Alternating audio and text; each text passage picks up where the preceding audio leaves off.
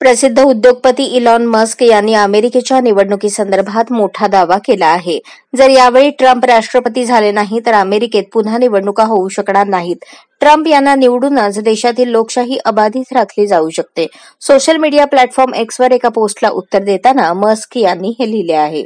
Musk यांनी म्हटले आहे, अमेरिकेतील काही नागरिकांना वाटते की जर ट्रम्प निवडून आले नाहीत तर ही शेवटची निवडणूक असेल. हा लोकशाहीसाठी धोका आहे आणि त्यापासून वाचायचा सर्वात मोठा उपाय म्हणजे ट्रम्प आहेत.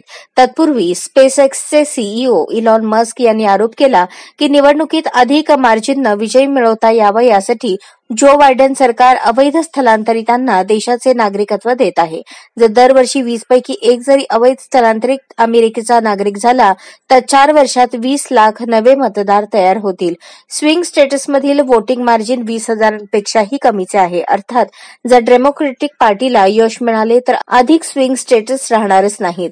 मस्क पुढे म्हणाले, बायडेन प्रशासन निर्वासितांना स्विंग स्टेट्समध्ये शरण देत आहे. त्यांना पेनसिल्व्हेनिया, ओहियो, विस्कॉन्सिन आणि एरिझोनामध्ये आश्रय देत आहे. त्यामुळे आगामी काळात देशातील लोकशाही संपुष्टात येईल आणि एका पक्षाचा देश बनेल.